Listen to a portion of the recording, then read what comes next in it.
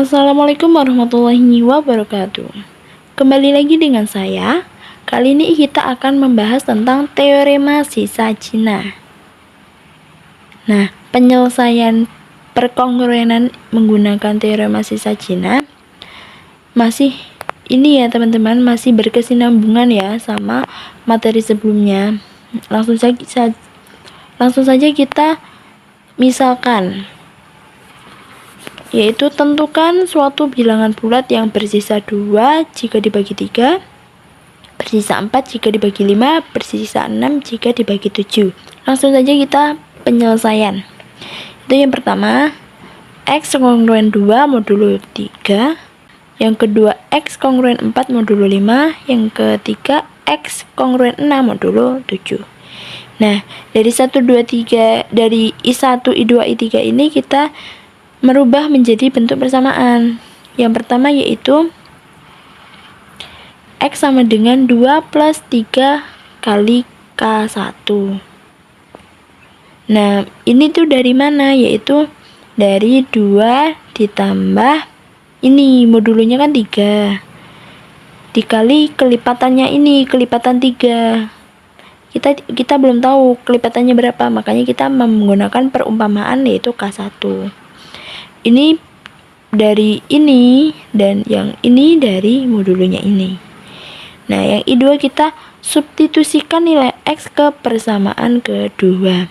Jadi kita substitusikan nilai X yang pertama ini ke persamaan yang kedua, yaitu 2 plus 3 K1 kongruen 4 modulo 5. Ini sudah substitusikan ya teman-teman, yang sebelumnya harusnya X kongruen 4 modulo 5, tapi karena sudah disubstitusikan menjadi 2 plus 3 K1 kongruen 4 modulo 5. Nah, kita dari ruas kiri dan ruas kanan harus ditambah dengan angka yang sama.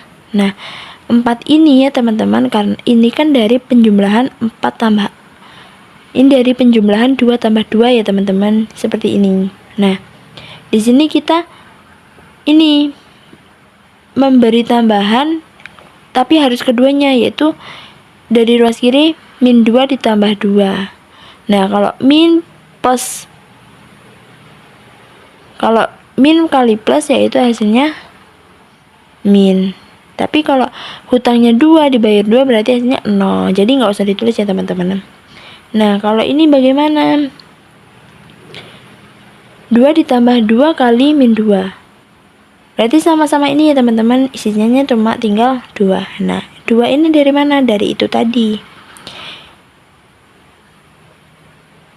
Kita turunkan lagi 3 K1 kongruen 12 modulo 5. Nah, 12 ini dari mana? Dari 2 ditambah 5 kali 2, 5 kali 2 kan 10, 10 kali 10 tambah 2 kan 12. Seperti ini ya teman-teman. Nah, 12 ini kan dari perkalian 3 kali 4. Jadi karena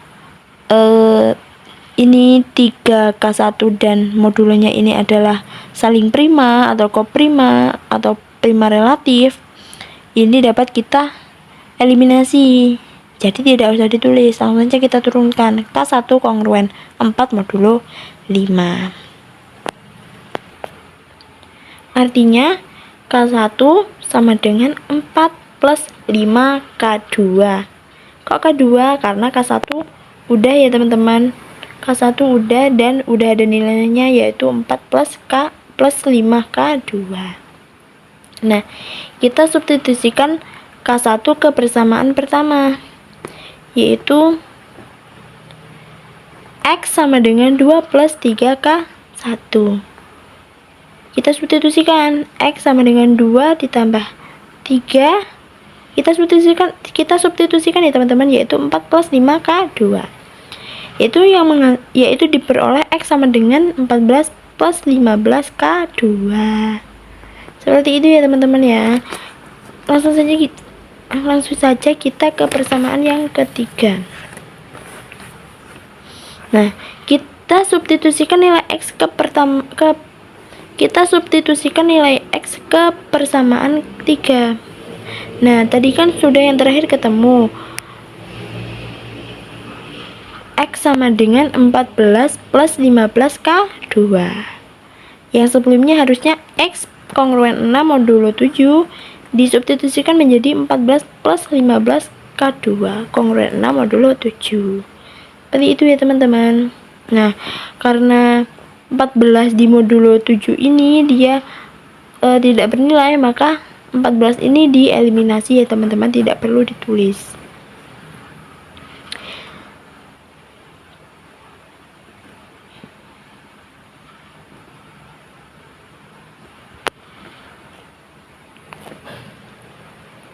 Nah, 15 K2 kongruen 6 modulo 7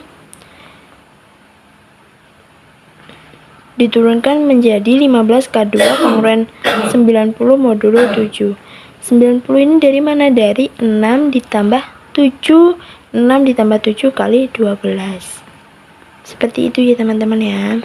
Nah, 90 ini kan dari perkalian 15 kali 6.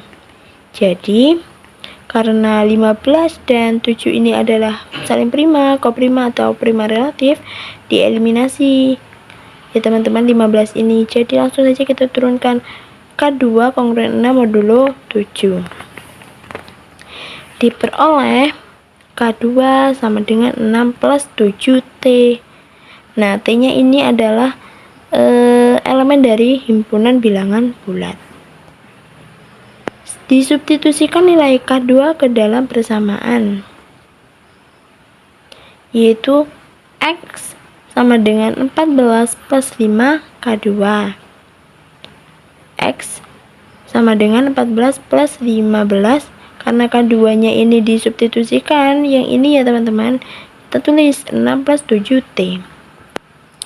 Langsung saja kita turunkan X sama dengan 104 plus 105T, yang diperoleh yaitu 104 modulo 5. Jadi seperti itu ya teman-teman. Mungkin cukup itu saja yang dapat saya sampaikan, kurang lebihnya saya mohon. Wassalamualaikum warahmatullahi wabarakatuh.